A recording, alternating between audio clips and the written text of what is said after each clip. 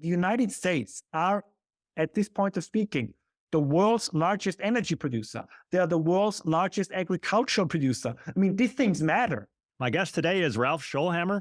Tom, thanks so much for having me on again. It's a great pleasure. And I hope that we can live up to the high standards we set during our last conversation, which was it 1.5 years ago, almost 2 years ago? It was July 23. I looked it up. July 23. Okay. Yep. So I think this is a good time to catch up, because I believe that the conversation we had back then in the area of energy policy and what is going on in Europe and the energy crisis, this was now a good 12 months that we can see, have we been wrong in our conversation? How many things did we get wrong and how many things did we get right? And I believe if we look at what is currently happening, I'm sure that many of your viewers and listeners who follow news of the business world will have heard that the German car manufacturer Volkswagen, VW, is now considering for the first time in its 87-year history to close down factories in Germany. And they quote that this is what they say, right? An uncompetitive business environment.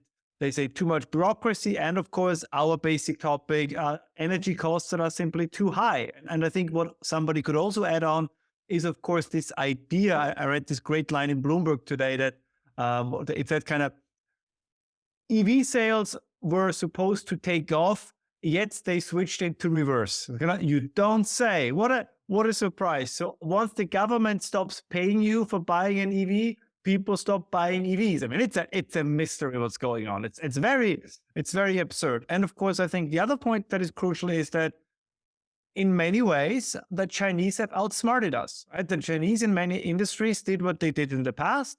They looked at a promising industry. They invited Western companies to come to China to produce there. They copied, stole, blackmailed themselves into getting the technological know-how. And now in many ways, they produce better and cheaper cars, or better and cheaper solar panels, or better and cheaper wind turbines. And I think they will do the same thing in the semiconductor industry. So from the European perspective, I think the old continent is in a very dire situation. I'm slightly more optimistic about the United States, because I know this is a trope and that it has been quoted too often over the past. But the old saying by Churchill is correct, that at the end of the day, the United States will do the right thing after exhausting all possible alternatives.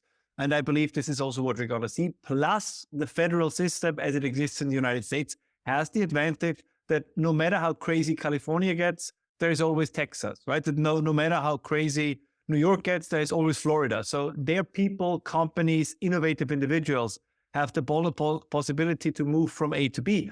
In Europe, in many ways, they can do this. Right? The regulatory regimen that was created by the European Union and France and Germany is in many ways so strong that it's much, much more difficult these days to move, let's say, from Germany to another more promising, within Europe, another promising area. So what they probably got to do is they're going to move all out to China or potentially to the United States. You mentioned that very thing, I think, with some steel company closing down in Germany and heading to Texas. Isn't that correct? That is correct. I mean, at the moment, they moved their service section over there. But this is, of course, just the first step, right? If you say we're going to handle our customers from Texas, the next step is going to say we're going to move our production to Texas, because they don't do it because communication technology is so much cheaper in Texas, because I guess then they would have moved it to India. So, and it's a logical step. I mean, if you look at the moment, also due to the weird policies in the United States, of course, but there is a natural gas glut in Texas. So in many ways, they either have to burn it because they don't know what to do it, or of course, industry is going to go there and say, we use it for our own power production. In hindsight, it makes a lot of sense. And I believe we only gradually realize, I think the United States again, or industry has realized this 10 years ago, but natural gas is not just, as many say, the bridging source of energy or the bridging technology into the future. I think it is the future, right? Low emissions, burns very clean. I mean, there is a reason why we have gas stoves in our house. And you couldn't have a coal stove in your house. Imagine it's winter. Yeah, no, you want to make yourself a steak in your kitchen, you would fire up a coal stove in your house. So you would die of your airways would be poisoned. The same with wood or dung or these kind of alternatives. But with gas, you can do it because it burns cleanly. So I understand that the companies are doing this. I would be doing the same if I would be in their shoes. It's very unfortunate that, of course, policymakers in Europe and Germany particularly don't realize it. And they come up with all these weird ideas, right? There was this new proposal by the German government. Well, how about that we have kind of fluctuating prices for electricity? So if you produce on windy and sunny days, you pay less for electricity. And if you produce on days where there's a doldrum, where there is neither sun nor wind, you pay more for electricity. But that's absurd. You cannot plan like this, right? You cannot make cement, steel, gas if you don't know how much you're going to produce when. I mean, how will you talk to your workers? I mean, will you issue a directive to your workers and say, so based on the weather forecast, next Wednesday might be a working day, but we cannot be 100% sure. But please come in on Sunday because that looks equally good, but stay home on Monday. So these are absurdities. And I always get then this email saying, oh, Ralph, why don't you believe in this? And you're so negative, so pessimistic.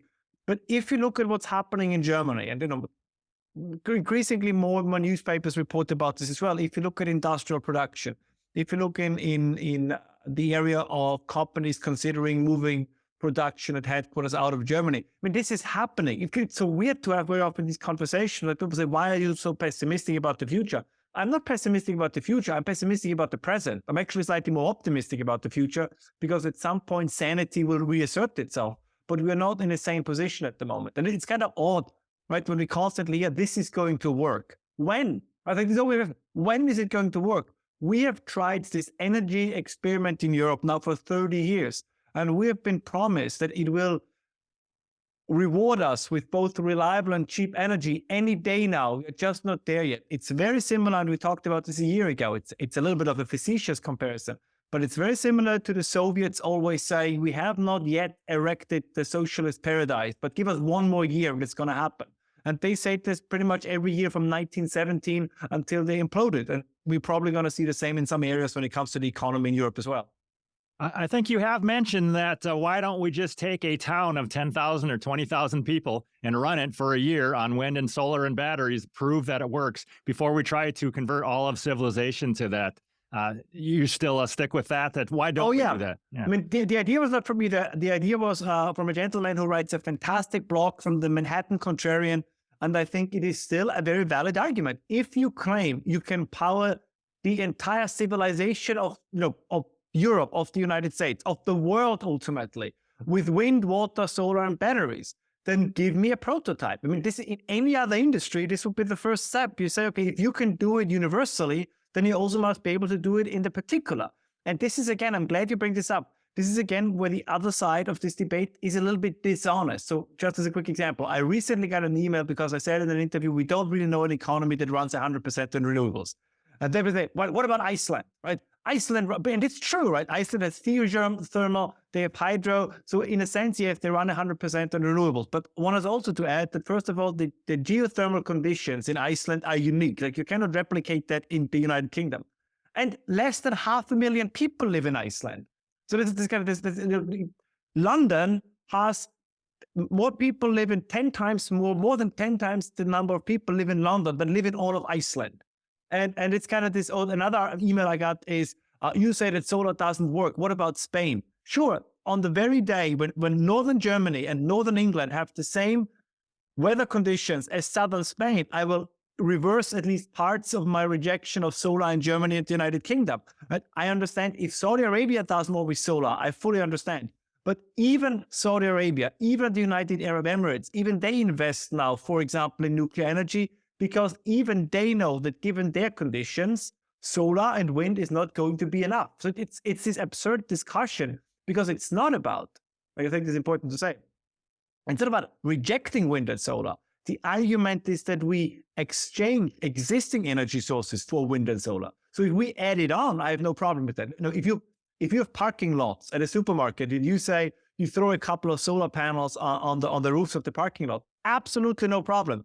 If you have certain offshore areas where the wind truly blows, 4 or 5 days out of 7, absolutely. So I think there is a room for it. But the argument is always the same. But the argument is that you can run the entire economy on wind and solar. And sometimes they sneak in hydro, right? Sometimes they sneak in a couple of I would argue, better suited and more reliable forms of renewables. But that's, I think, what we are being gaslit in this debate. If somebody would say, we need every source we have and we add on, I'm all for that. But they say we have to abandon a very reliable source, and add on something else. And the big gaslight, the true one, is always China. Right? Look what China is doing. Yes, China is doing a lot, but China is not as a percentage of their overall energy/electricity production. Right? Renewables are significant, but they are not compared to Germany as significant as they are in Germany, because the Chinese, which I understand, they do an all of the above approach. They say, we want every source. I mean, that's the thing. Do the Chinese build more wind turbines than anybody else? Yes, but they also build more nuclear. They also build more coal. So the idea is to tell you half the story, to say, look at China and their wind farms and their solar things. Okay, but then I can say, well, look at China and their coal-powered electricity plants and at their nuclear expansion. And the Chinese know what they're doing, because they know that at the end of the day, human prosperity is connected to the availability of cheap and reliable energy. It is, again, I don't want to end our podcast too quickly, but that's the bottom line. And there is no such thing. I know you posted the graph that exists, and many as well. There is no such thing as a rich, energy poor society. It does not exist. So the evidence is there, and we can have all these conversations and debates.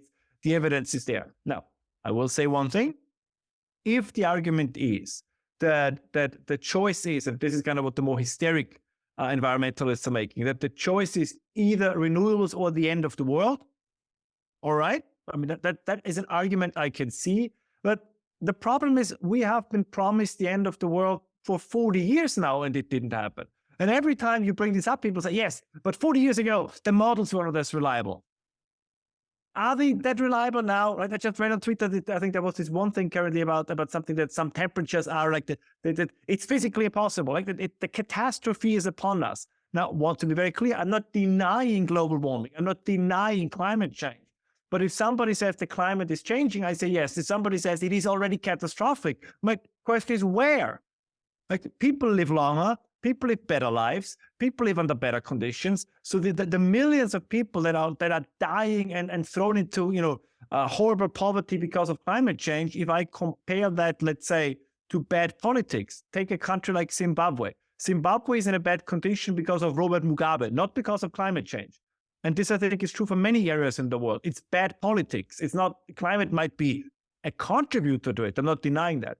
But it reminds me a little bit of, you go to the doctor and the doctor says, you got a cold. I say, damn it, that sucks. What can I do against my cold? The doctor says, we start chemotherapy tomorrow. And you're probably going to say, whoa, that seems to be a little bit extreme. And then the doctor says, if you don't want chemotherapy to treat your cold, you are a cold denier. You deny that you have a cold. You probably would say, no, I get it that I have a cold. I just think that chemotherapy is overkill.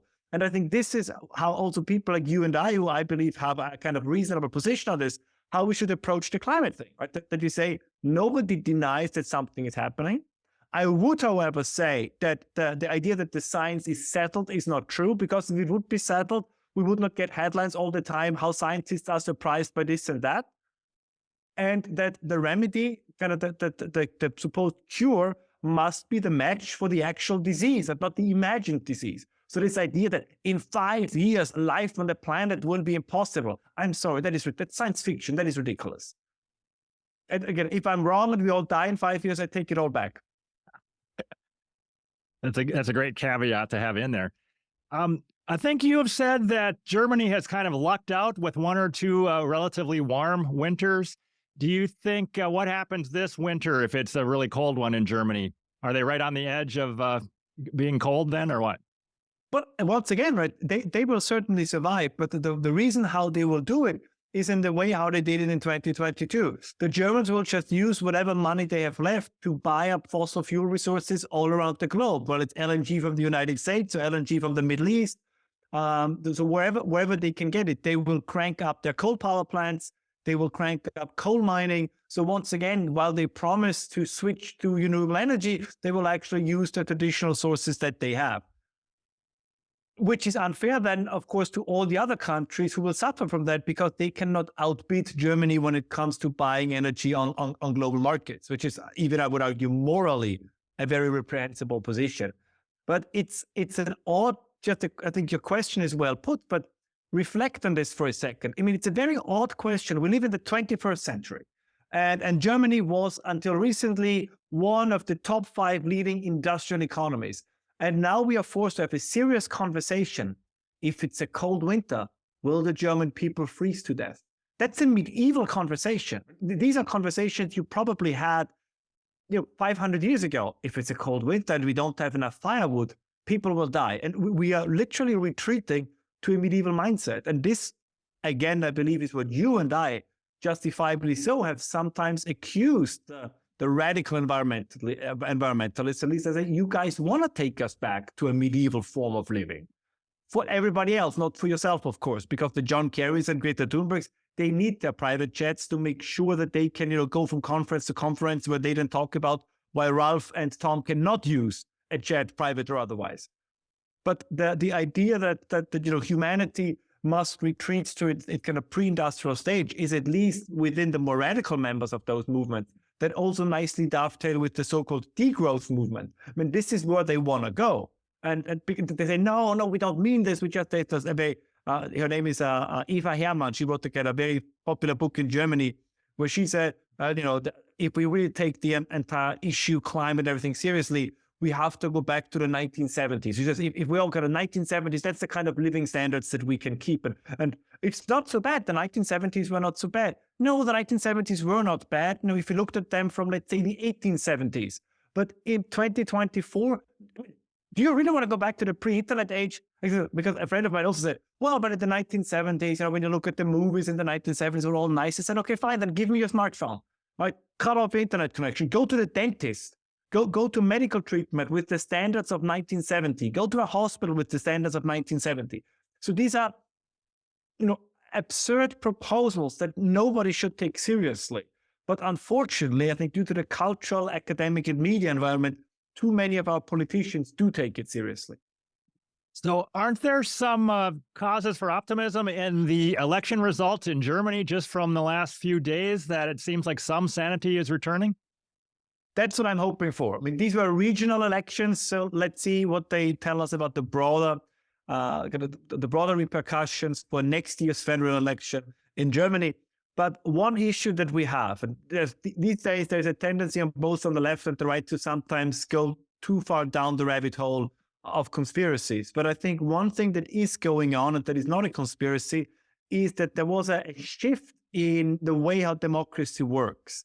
That it's no longer that the people are the sovereign, but that, let's say, certain institutions are the sovereign. So now it's about for example, in health areas, what does the World Health Organization say? What does the UN say? What does the EU say? What does the Environmental Protection Agency say? So you have kind of this alphabet soup of institutions and organizations that apparently governments very often think that they have to live up to their expectations, but not to the actual expectations of their people. And I think this is one of the bigger problems. So people try to vote out certain policies, but then the argument is, well, we see what you voted for, but we can't really do anything about it because this has been agreed on in, contract so-and-so with institution so-and-so. So there has been a diminishing, I would argue, of the actual impact a vote has, which is, I believe, why people are so frustrated. And this is Neil Oliver's argument that I agree with a lot of the things that he's saying is you have a kind of a uniparty system, meaning that it doesn't matter whom you vote into office, the policies never seem to change. I would slightly add that is especially true if you vote for right-wing parties, because usually when you vote for the left, they are very willing to push for their ideological primers, so therefore their ideological program. But as Mark Stein used to say, but very often if the right gets elected, they're in office. When the left gets elected, they're in power. And I think that difference shows. You did point out that the youth in Germany, there's supposed to be this assumption that they are all green, but they really rejected the whole green idea, didn't they, in at least these regional elections? At least if you look at the polls, right? Both at the polls and in this case, when you mentioned the actual election results, the idea that the Green Party is the party of youth, or that green is kind of the color of youth, at least in Germany, we'll see how it is going to be in other countries if we take a closer look. I think those days are over.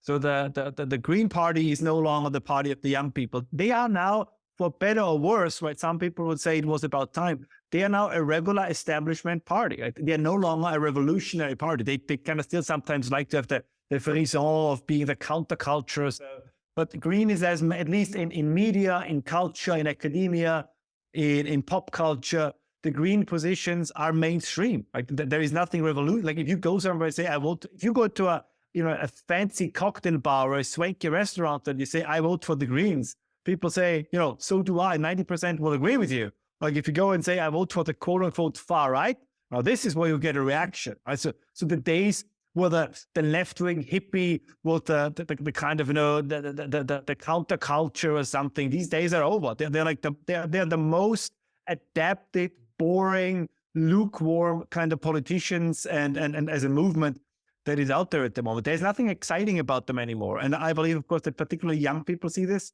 And as another quick point, they suffer directly from their policies. I mean, this is when, for example, we talk about open borders as a big issue, of course, especially in German politics.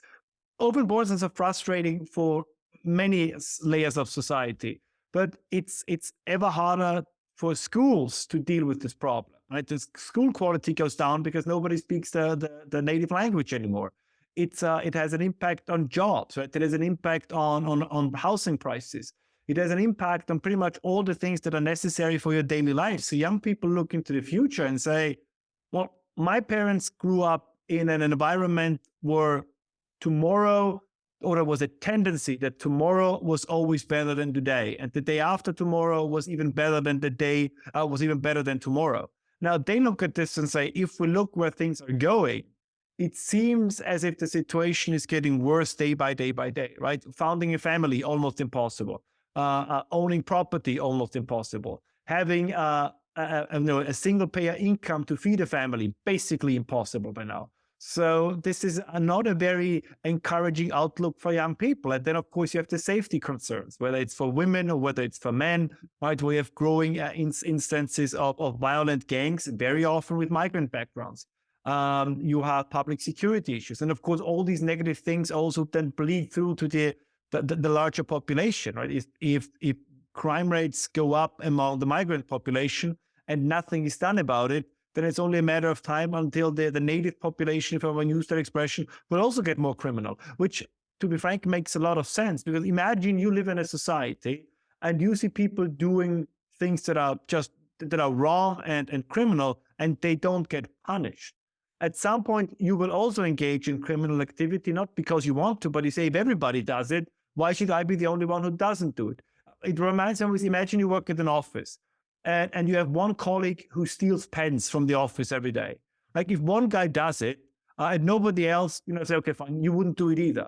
And you say, okay, the company probably doesn't know. But then another guy does it, and then another guy does it. And then, 90% of the people steal their pens and their toilet paper and their printing paper, whatever it is, from the office. And the office manager never does anything.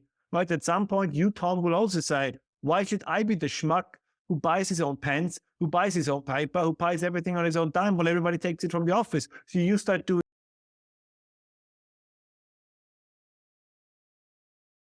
lifting to go unpunished, you'll get more of it. I mean, I'm so befuddled by both sometimes on the right, but also on the left, how these very, unsurprising features of human nature constantly befuddle them. If you allow wrong behavior to take place and you say it's not so bad, you'll get more of it. If you would tell your children, kids, if you chewing gum, candy, you don't have to pay for this. Just take it in the store. It doesn't really matter. Of course they will do it. I mean, it's so absurd. If you don't punish or if you don't have any kind of deterrence for bad behavior, you're going to get more of it. It's very odd that as I said, that this continues to surprise people, that they have these weird arguments, right? They say, well, if you punish shoplifting or if you don't punish shoplifting, the costs will be the same. But if you don't punish it, you'll get more of it. And then you end up in a situation where you have then, I think, what they call food deserts, because, I don't know, Walgreens or Target or you name the stores, they will no longer open shops in certain areas because they say it makes no sense for them. We open a store there, people loot our stores or shoplift from our stores, and the government says, don't be so sensitive. Is it really such a big problem? So it's very absurd to know is how things that make complete sense seem to surprise let's say the the elite class that pushes for these negative policies. Quick other example, I don't want to digress too much, but I think it all fits into this. Policing. This absurd idea that if you have fewer police or less police, well, English is not my first language. It's either fewer or less. You'll get less crime. I mean, that was always an absurd. There was always an absurd argument. Like if you have high crime areas and you say if we have fewer policemen there, then crime will start to go down. Like this was always absurd. But so many people lap this up with like the greatest wisdom. I mean, you have currently in the United States, you have a presidential candidate on the side of the Democrats who literally made that argument. Police is not the solution to crime. And once again, right, this is what they tried in Europe, but they say, no police. We need social workers and street workers. And no, you don't. I mean, in some areas, yes. But the point is, you also need to punish crime. And you also need to create a condition under which people don't want to do this. I mean, Patrick Moynihan, right? I think he was a Democratic senator from New York was it in the 80s or even earlier? I'm not entirely sure. Like your viewers can correct me. But he had this great phrase of what he called defining deviancy down. And I think this is precisely what we currently see. If you say that small acts of criminality are not a problem, you're going to get more of it, and you will also get crimes that are worse.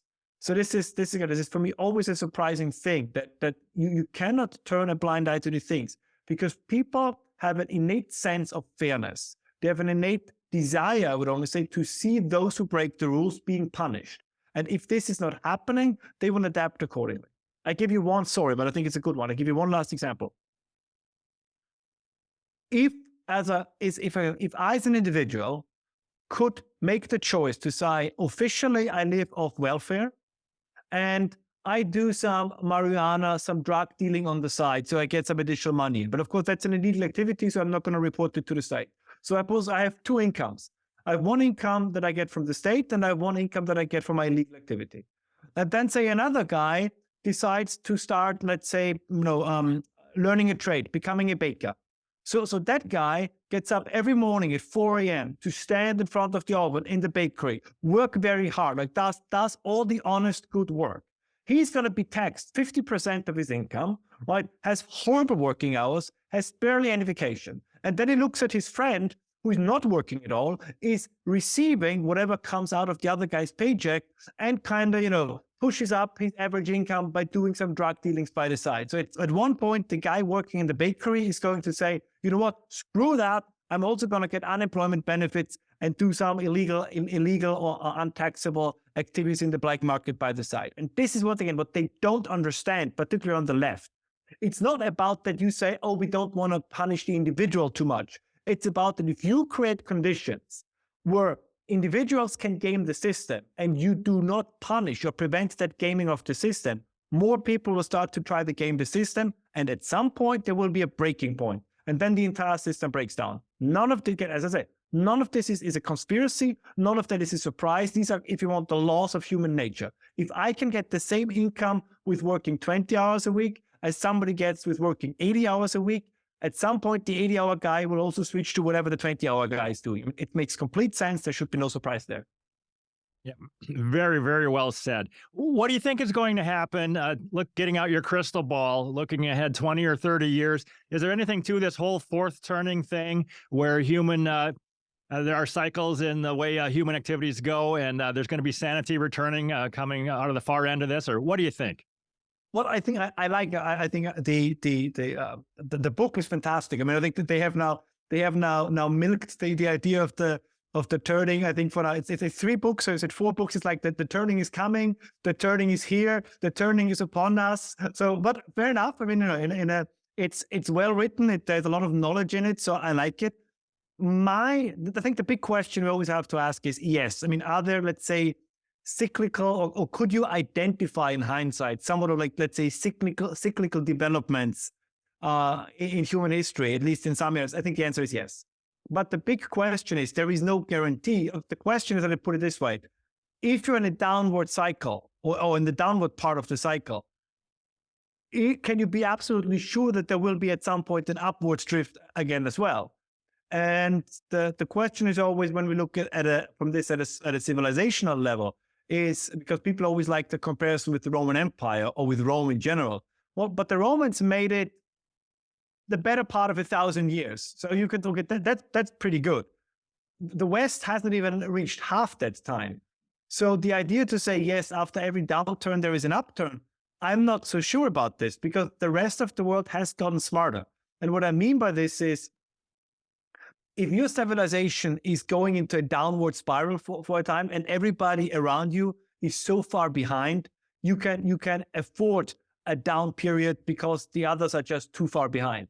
I'm not sure if this is true today. Now, the United States, we'll see. But for example, in the case of Europe, I do not see any signs in Europe that there will be a European Renaissance, that there will be a form of a new European, a new enlightenment, a reformation, whatever term, religious or otherwise you want to use. I don't see it.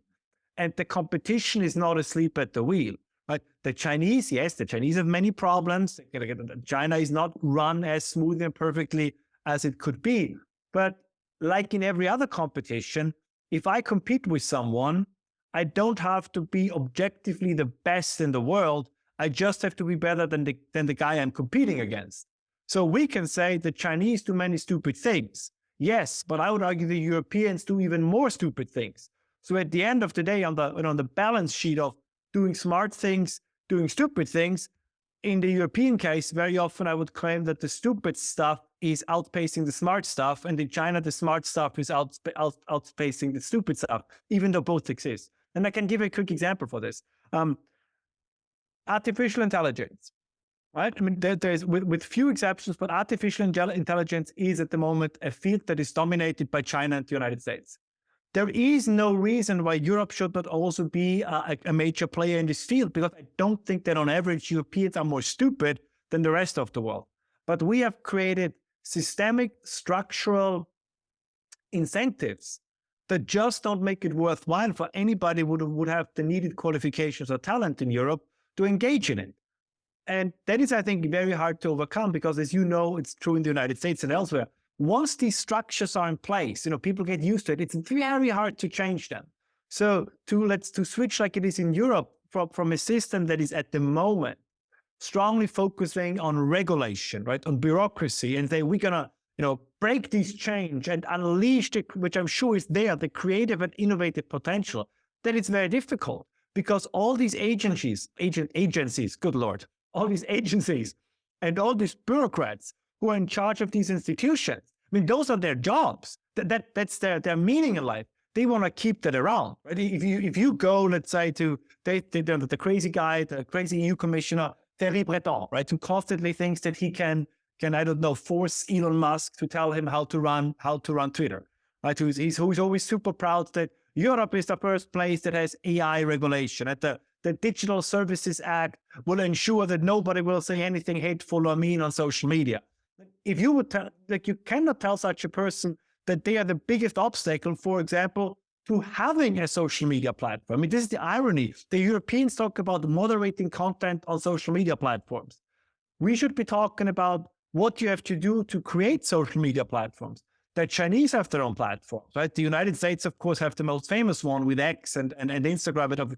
But what do Europe have? I think there was one, it's called Mastodon, or sort of like this one platform that nobody ever uses, or 200 people. It's like, I think fewer people use Mastodon than using Donald Trump's True Social. And that's pretty much a platform where only he's on. And this is, I think, the real problem, that the bureaucratic agencies, they become self-perpetuating. And we do not have the kind of political class for now. Again, this is the big unknown that really goes in and says, we're going to break this up. But this is no longer just about reform. This is, I would argue, not necessarily violent, but this is closer almost to revolution. So because it's not just about let's change how these institutions operate. The question is, do we need these institutions in the first place? And I think that's of course a much bigger question. So it's not that we say, regulation is good, we just tweak the wrong places. The question is, should we stop tweaking certain places at all? And another point that is equally important, of course,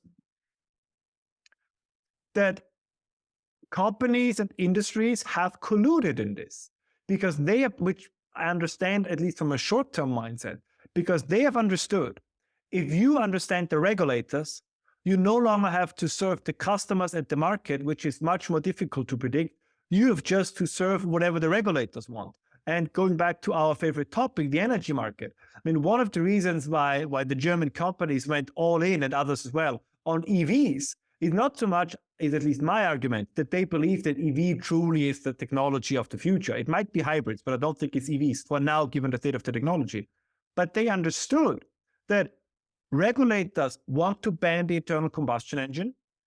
They want to give taxpayer money to people who buy EVs. So the governments, the institutions were creating incentives that would more or less force or strongly suggest to the consumers to buy EVs. So the car company said, this is great, right? We no longer have to compete with the market. We no longer have to compete with others. We just have to make sure that the regulation is created in a way that people must buy whatever kind of car we're building. So look at this from this perspective. If somebody tells you, if you say, I develop, you make cereals, and then they say, oh my God, some people like fruity cereals, some people like, but some like them with nuts, some people like them with raisins, so like you need a wide variety of products, and you never really know who is going to buy what, and then maybe you make a wrong decision. So it would be great for you if the government steps in and says, there are only two kinds of cereal, and those are the two kinds that the people have to buy. And then you, Tom, can say, great, so my decision-making is done for me. There are two kinds of cereals. I make those two kinds of cereals, and the government is even paying people to buy my cereal. You no longer care about what the customers want because you cannot serve their desires anyways. And this is, of course, also what happened in Europe. So this is not just, I have almost to say, in defense of bureaucrats and politicians. This was not just their fault, right? Industry in Europe went along with it. Like nobody rose their hand and said, listen, this could work very well, which it did for 10, 15 years. But at some point, when the Chinese, when the Americans, when others who still have a somewhat competitive approach to industry, when they start to overtake us in production costs, in technology, in quality, we'll have a problem. And the fact is, if you look at quality and price of the BYD, the Chinese electric cars, they are fantastic cars. Like the Germans cannot compete with it. I looked up the recent numbers. BYD sells more electric cars than all the electric cars produced together by all German car manufacturers. That tells you what it is. And this is the absurdity, right? So in a sense, the German government, the European government has created a situation where they believe they subsidize the European consumer and European industry, but it actually turned out that they were subsidizing the Chinese industry and the Chinese Communist Party. And as I said before, on the long run, or even back in the day, this was foreseeable because we know what the Chinese do. They did it in the solar industry. They did it in the wind industry. They do it now in the EV industry. They will do it in the semiconductor industry. They will do it in the nuclear industry. As I said before, the Chinese do many things wrong. Right? The Chinese are, there's a real estate bubble. There is sometimes houses that are collapsing. There are ghost towns. So there's a lot of Chinese hype, let's put it this way, that is overshooting, let's put it this way. But at the same time, they also know how to do things right. And usually if the Chinese Communist Party puts its entire weight behind achieving something in industrial policy, they might not achieve it, let's say 100% of the time, but they achieve it, 89% of the time. And very often that's enough. I mean, I cannot, if you also for your viewers and listeners, what China accomplished in the electric vehicle sector is incredibly impressive. Right? And I'm not a stooge for the Chinese Communist Party. I'm European. I want Europe to flourish. But you have to admit if somebody else does something better than you do, because that's the only way how you can improve yourself. And there is this kind of, also in the United States, there is this complacency. But very often there is this, less in the United States, but still this idea that, the Chinese, they can just copy, they can just imitate, they can't really do anything on their own. And that is partially true, but only partially. And the thing is, even with copying stuff, they then end up, picking the best things from all the American and European companies. They don't have, of course, the research and development costs, and then they put together their own electric car, for example, that has all the best elements of German companies, of Japanese companies, of American companies, and you end up with a cheaper, better car. The Chinese don't play by the rules. That's, I think, the big difference, for example, to what happened when Japan was admitted into the World Trade Organization and was integrated into the global economy. The Japanese played by the rules, or let's say the Japanese, not entirely, they had their subsidy schemes, so they also had their ways, let's put it this way, but not to the extent as China does. China is not playing by the rules. And again, I don't want to be China-phobic or xenophobic, whatever the term that is, but this is something we have to reckon with.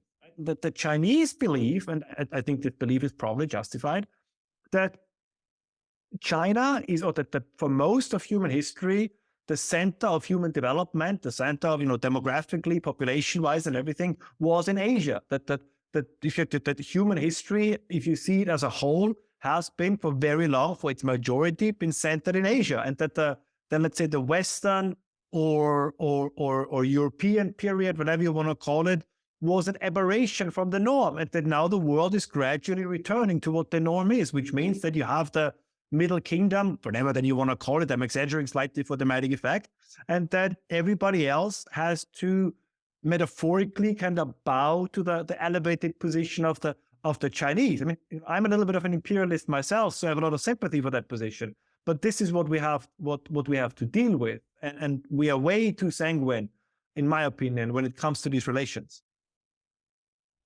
How big of a deal do you think it is zooming out again, this whole idea that people are waking up after the lies of COVID? I've had so many people say to me in real life and online, I was a normie. I kind of believed what the media said until COVID. And at some point I figured it out. Now I'm questioning everything. I'm questioning the Federal Reserve and the big pharma and all kinds of things. How big of a deal from your perspective is that? Yeah, I think I'm glad you asked. So it's a very important, a very crucial question. Now, let me begin by saying it can be now said without a doubt, and we can go into the reasons how you and I look at what the reasons for this were, but governments lied. I mean, at least we have now lots of the kind of internal protocols, how COVID policy was organized in Germany. Now we know that they tweaked scientific advice, scientific results in a way to justify their policies. So I think this can now be said without any doubt. Like, things were said about COVID, about vaccinations, that now in hindsight turned out not to be true. Some of it was business interest, some of it was malice, some of it was incompetence, and I'm certain where I think there is some truth there, that I think some of it was the idea that, to what extent can we expand state control without the people revolting? I do think there was a little bit this experimental attitude as well. So I completely agree with you that it was, and on another element also, it was shocking to see that if the government wants to, if the state wants to, how easily they can switch into a very repressive system. And when you think about when you had funerals where people were not allowed to mingle, where individuals were not allowed to visit their dying parents or grandparents in hospitals, when what we did to school children. Looking back, things that happened that were supposedly based on the science, in hindsight, appear absolutely maddening. So, and a lot of this, I think, there were some bad actors as well. I think, in hindsight, somebody like Mr. Fauci was not the kind of person that he was made out to be. And even the way he presented himself with Mr. Science. If you don't believe me, you don't trust the science. I mean, who are these people? It's the hubris. If I'm Albert Einstein and I'm arrogant, well, people will say, well, he's arrogant, but he's Albert Einstein. So what can you do? He really is that good. But we have this problem that you have people who are not even that good, but they have the kind of arrogance and hubris as if they are that good. And I think this really justifiably so drives people mad.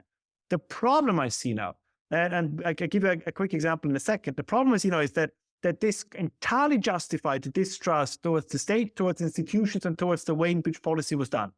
And the rollout of the vaccines, I'm fully in agreement with all the critics. But I think this has now morphed to, and maybe in parts also justifiably so, into a general distrust of every narrative that was agreed upon. So just recently, I saw that Tucker Carlson, who I was a long-time admirer, did an interview with a historian, and basically people can look it up, and I'm happy to have this conversation as well. So everybody, feel free to reach out to me if you want to talk about this in greater detail. But what basically the argument is being made that that Winston Churchill was the bad guy, the Americans kind of, but actually Hitler was not the bad guy. It was just a very unfortunate thing. And the reason why this is more on the right than on the left, why this is all of a sudden becoming more popular, is because people are so, again, justifiably so, or a significant amount of the people that are very much online, let's put it this way, they're very much online. And as I said, I understand it. They have been so sobered up by the misbehavior, by the lies, by the gaslighting of governments during COVID that they say, you know what, I think everything else you told us is also wrong. So when they hear, we defeated the Nazis, they say, but did you? Right? They say, oh no, the Nazis were the bad guys. They say, were they? And which I understand the impulse, but I think this is also problematic. You see it and as I said, I know many people disagree, and that is fine. I mean, I think we still believe in an exchange of ideas, but I think this is something that you also see in the evolution of somebody like Candace Owens. That I believe she is when she said that everything is the Jews' fault, that Stalin was a Jew, and that Atatürk was a Jew, and that this was. So it's very odd. And yes, I know I already see the comments now that saying, oh, Ralph is a Zionist stooge and all this. But this is exactly the point, right? So you have this kind of that every narrative is wrong. And that is a consequence of COVID. Now, let me say just one more thing. But that's precisely why what happened during COVID was so bad. And I speak about the German government, I speak about the Austrian government, I speak about the American government.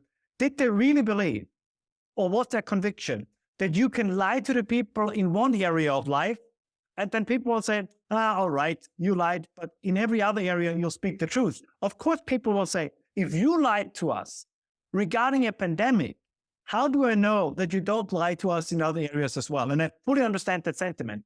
My fear is that this goes too far, right? The distrust is now or potentially at such a level that at some point, no government, doesn't matter if it's right wing, left wing, or center, they can no longer do any policy because almost intuitively, some parts of the population will say, whatever comes from you, I reject.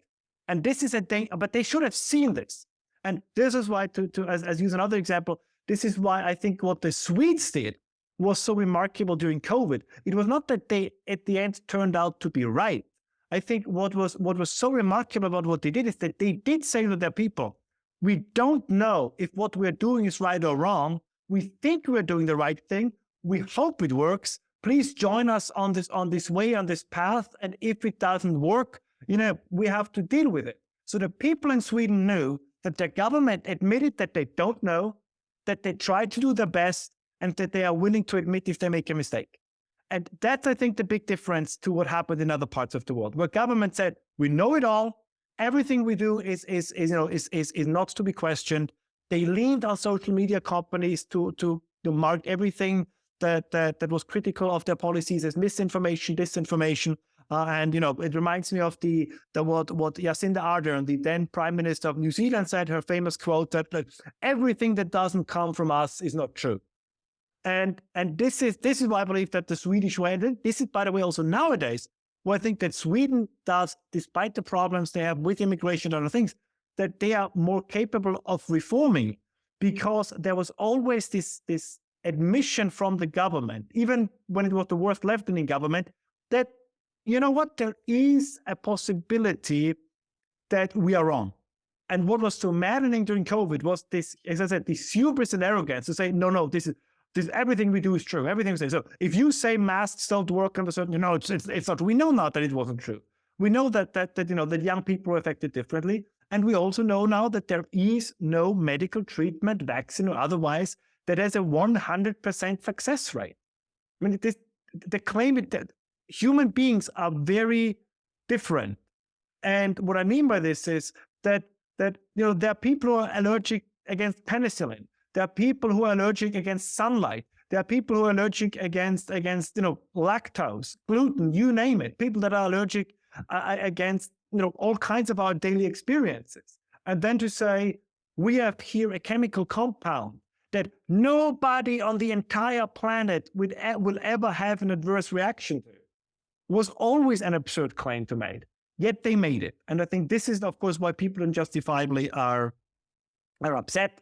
and why they lost trust in government in one area, and this loss of trust has now spilled over in other areas. Now, the delegitimization of governments as a consequence of COVID is a problem, I think, that will be with us for a very, very long time. So elsewhere, you've said some very interesting things about moral licensing. Do you want to talk about that issue a little bit?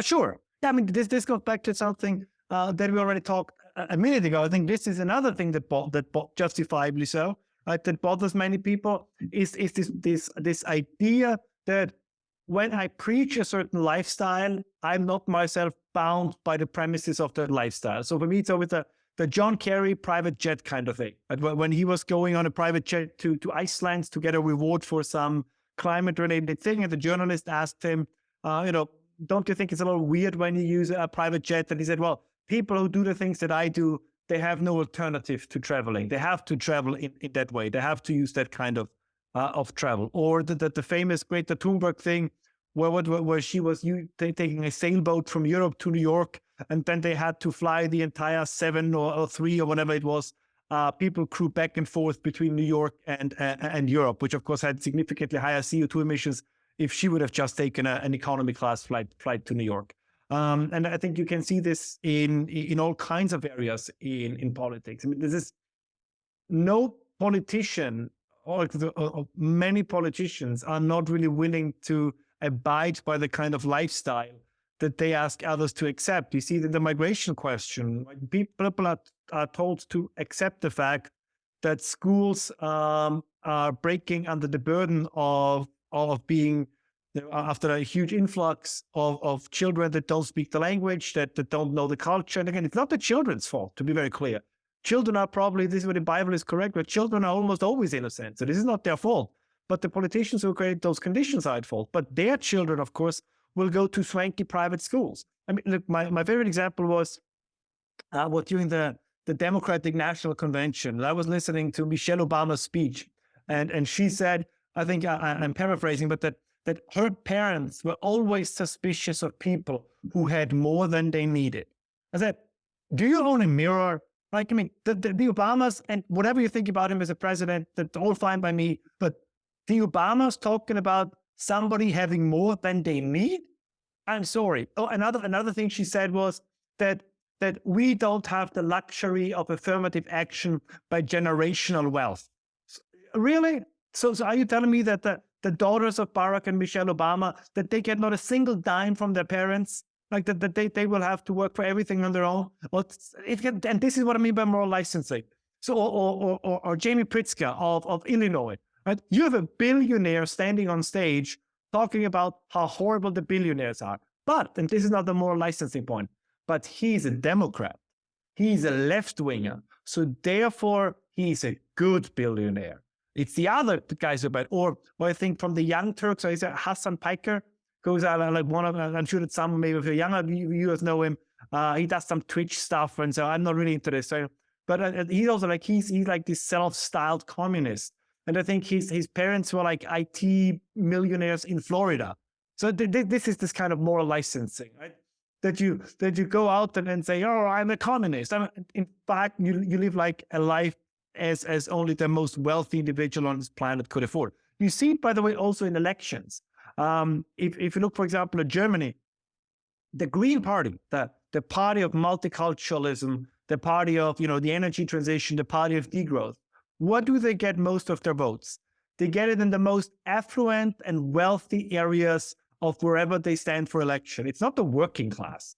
It's not the downtrodden that vote for the Greens. No, it's the rich kids, or now increasingly it's the elderly rich, the boomers. The Green Party in Europe is like the perfect example of what the boomer party would look like. Right? They sit in their paid off loft apartment in Berlin, have a glass of Prosecco or something, and then rail against the evils of capitalism. And this is again this kind of moral licensing. Bernie Sanders, the same thing. Bernie Sanders is a millionaire, and I think Bernie Sanders is honest enough. I think as soon as he became a millionaire, he started to rail against billionaires. So I'm sure that once Bernie Sanders becomes a billionaire, he will rail against trillionaires, so that he himself is always exempt from this from this. But this is another of the things that people are, again, justifiably so, mad about. The biggest issue, at least for me, what I see is that it's not so much about what is the kind of conversations and the our theories, whether true or conspiratorial, are permeated and multiplied on the internet. That's a symptom, and I think it's a symptom for an unprecedented kind of anger, at least in modern history, in a kind of anger in Western societies. I think people are incredibly angry, and this is just a way to express that anger. And this is once again, I think, the problem that is not seen by so many is that this is the issue that you need to get a grip on, is that people are angry. People feel that they are, and they felt a long time that they are ignored, that they are being lied to, right? So they want to demonstrate, to show their anger. And I think this is much more important than sometimes, or in all cases, than what the actual issue is. And as I said, I sympathize with that. I very much sympathize because I have to be honest, I'm angry too. Right? I'm angry in the European case that you see a continent that still would have so much potential being deliberately ruined by those who are in charge. And I do understand then that sometimes those who were called cranks 20 years ago, if I look back and say, well, they might be cranks, but they were right. Or as my favorite Canadian author, Mark Stein, used to say, if you have a cultural environment in which certain topics are beyond debate for respectable parties, for respectable people, then the voters will turn to the unrespectable people and the unrespectable parties. And I think that is correct. Let's put it this way. Migration is a huge issue. But if only the quote unquote, and I don't like these terms, I just use it because everybody uses it. If the only parties who talk about this are the far right parties, well, and I think this is an important topic, which it is, then at some point I will turn to the far right parties. The same thing, by the way, I believe happened with Donald Trump since 2016. If the Republican Party does not talk about the things that are important for conservative-leaning voters, they will turn to the person that does talk about it. And in 2016, from China to migration, Donald Trump did talk about the things that was important for conservative-leaning, for right-leaning voters, so they voted for him. And it makes complete sense because people don't trust. They didn't trust back then, that they don't know a Paul Ryan or a Mitt Romney or you name it, because they know that whatever they say, they don't really believe it. And in the case of Trump, by the way, as do I, in many cases, he does believe it. And I think that's a very big difference. And this is also the point why so often, and I understand as well, why one is willing to overlook certain, let's call it, shortcomings of such an individual. Because look at it from this perspective. You have a serious illness, like something that needs you need a very important surgery in order to cure yourself from whatever it is that you're ailing from. And then you have like a wider range of doctors. And it turns out that at least from your perspective, whether it's objective or true is a separate issue. From your perspective, the only doctor that seems to be capable of curing whatever it is that ails you is also the doctor who cheats on his wife, says stupid things, is raucous, is impolite, is all these kind of things. But you will say to yourself, these are all horrible things, but I need the guy who can cure me. And I believe that in addition to his hardcore fan base, that the same is true with the right wing in Germany. But the people say, we know that there are neo-Nazis for example, and there are. It's not a majority, I think it's a small number, but we should not deny or ignore it.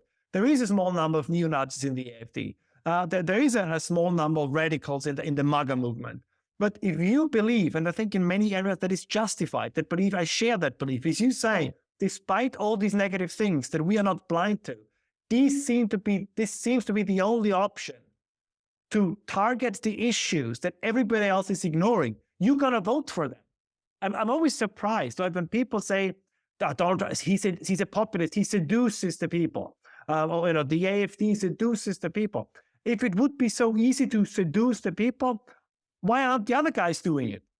Because they don't want to talk about the issues that are important for the people. They don't. I mean, was it Jeb Bush who said that what illegal immigration is an act of love or something like that. So this is, you voters say we don't want illegal immigration. In fact, many say we don't want mass immigration, period. And then the guy of your party says the exact opposite. Of course, you're gonna, like you as I said before, you're gonna go to the kind of doctor you think can cure what ails you, not what he tells you. Like going back to our example from before, you go to the doctor and say, I have a cold and I have cancer, and the doctor says, I don't care about the cancer, let's take care about your cold. And this is for me very often the let's quote unquote the Republican Party of old, right? They talk about free market and libertarianism and lower taxes and so. But I think for many voters, that's the cold part of the disease. Crime, migration, these kind of things, it's the quote unquote. I'm not saying that migrants are like cancer. To be very clear, I just used a medical analogy. Just to be very clear, it's not what I'm saying. But for them, this is the more pressing issue. So they feel that sometimes the Republicans, they doctor metaphorically around on the superficial areas, but you want somebody who actually tries to solve the things that you see as the root cause of the problem. And by the way, again, this is the difference to the left. Like the left does what it says. So if Joe Biden goes in and says he's going to be indirectly the LGBTQ transgender president, he goes in and the Pride Progress flag is waving in front of the White House. Right? So when they say they do something, they do it. And this is what frustrates, I think, many on the right and also in the center. They're saying we vote for the right wing, we vote for Republicans, we vote for European conservatives, and we always get left-wing policies. Ursula von der Leyen is supposedly a conservative politician, but she's the proponent of the green. It's in the name of the Green New Deal. Whatever you think of the Green New Deal, it's not a conservative position. So if the conservatives act like the Greens, well, you're going to look to the far right because the far right is acting like the conservatives. And I think this, again, whatever the media says, these are not mysteries. It's not that complicated. But unfortunately, we have a very odd class of both politicians and journalists who are no longer interested in reporting about the people, the country, the economy. They're interested in, let's say, educating the people. So again, the New York Times does not want to inform its readers. It wants to tell the readers, here's what you have to believe, and if you don't, you're dumb. And, well, good luck with that. So, speaking of anger, I have one last question here about in the U.S., there's a lot of anger about inflation. And we're hearing that they're printing $1 trillion every 100 days. And how do you see this playing out? Do you think that the thing blows up somehow and the dollar falls away? And is Bitcoin a possible alternative? What do you think? That's a tricky question. I will immediately say I think lots of things are possible here. So everything I say now is more a hunch than being absolutely sure. I will say, so the thing about Bitcoin, very interesting, great thing, huge fan. However, even, at some point, it would be very hard, let's say, if the United States would make a law that would ban you, let's say, from exchanging Bitcoins or using Bitcoins to buy goods and services. It would be very hard to circumvent that law. And my fear is that at some point, maybe not, that if Bitcoin should become too strong or too much of a possibility, that they simply will make laws trying to prevent it. And these laws, if they enforce it, will make it very difficult. At least they will make it very difficult for Bitcoin to replace something like the dollar. I'm not saying it's impossible, but do not, and this goes back to COVID, do not underestimate what a state can do if it wants to, if they put the full force of their executive power behind it. Right? They just have to make an example of a couple of people. So, let's say Tom Nelson, Ralph Schoellhammer, you pay me something for any kind of, or I pay you something in Bitcoin, and the next day the handcuffs are clicking because the Internal Revenue Service or whoever has been arresting you, people will start to think twice whether they're going to use Bitcoin, unfortunately, right? And I think this is one thing. The second thing is, which is also always very popular, is the idea that there will be a new kind of BRICS currency or something. Again, very interesting idea. The only thing I will say about this is that Russia, India, and China are three countries that to one degree or another have significant territorial disputes with each other. The Russians don't trust the Chinese don't trust the Russians, the Chinese don't trust the Indians. So this is not like, I think this is funny, it's a little bit of a very European perspective. There's this idea that the relationship between China and India, let's say, is not that different from the relationship between France and Germany. But I think there's a huge difference there. So, and what I'm trying to say is that in order to have a functioning common currency, even if it would be backed by gold or whatever the vision is, you need to have an institutional framework. And in that institutional framework, you need a division of power. And I'm not sure to what extent, for example, the Chinese would be willing, or the Indians vice versa, to hand over parts of their monetary policy to a Chinese, Indian, Chinese institution. And we have heard, you can, if you know, everybody is interested, if you kind of go back and look at newspaper reports from the early 2000s, the idea of an alternative dollar currency has been floated now for almost 30 years. Now, but I will add something as well. And the other thing, of course, is that the United States would not stand idle by. Now, there are plenty, we have some historical examples that if countries try to switch away from the dollar, the United States can react very harshly, let's put it mildly. And they would not stand idle by here as well. And for all its flaws, for all its issues, the United States is still a tremendously powerful country, especially in the realm of the economy.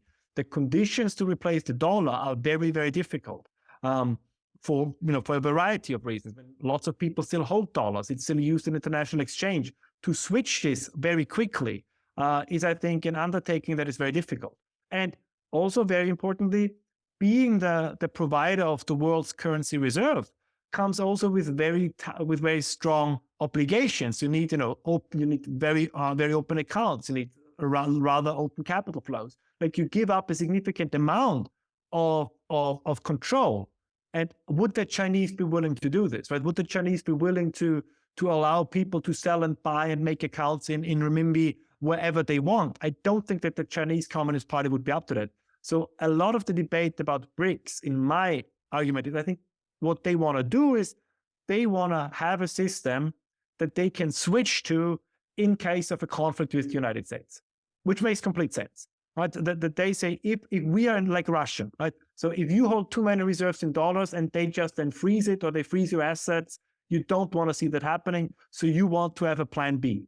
But there's a difference between saying we want a functioning plan B and saying we want to replace the dollar, the role of the US as the world's reserve currency. And I don't think that the Chinese want that. So that's my big thing, right? It's not, the question is not, could they? I'm not denying that they potentially could. I think the question is, do they want to? And at this point, I just think they don't want to. They want to have a system that benefits their economy to the highest degree possible, but they also want to, let's say, foolproof it in case of a conflict with the United States. So I think they want to kind of have the best of both worlds. They want to have the economic advantage of a for now dollar-denominated world, but they also want to have a way out in case of any kind of conflict as Russia currently has with the United States. But even in Russia, I can promise you, if you go onto the black market in Russia and you want to buy something there, the Russian black market is more dollar denominated than it is yuan or renminbi denominated. And a friend of mine, it's a little bit of it's a very crude example. He uses it, so I'm just quoting somebody else, but he says, it's horrible, but you can cut it out if it's too bad. But he says, the end of the dollar will be there when you can pay hookers in Mexico in renminbi and no longer in dollars. It's a crass thing to say, but I think it's not entirely off the mark, right? If anywhere in the world, from Africa to South America to Central Asia, the currency, the informal currency in all these places is still the US dollar. And I don't think that this is going to organize crime, right? It's cash, but it's and maybe this is something that Bitcoin will replace, but then I think the crackdown on Bitcoin would come. But a lot of this is still done in dollar, and I don't think that this is going to change very quickly. I add immediately, of course, there's a difference between inevitable and imminent. So will the dollar forever be the dominant currency? No. Will it stop to be the most crucial currency, let's say, in 5 years? Also no. The United States, this is, I think, very important. The United States currently is somewhat politically dysfunctional, but I would say they are not structurally dysfunctional. So if you get the right government and you look at the natural resources, you look at the innovative potential, You look at all the things that the United States have on the asset side, the waterways, the food production. It's an immensely powerful country.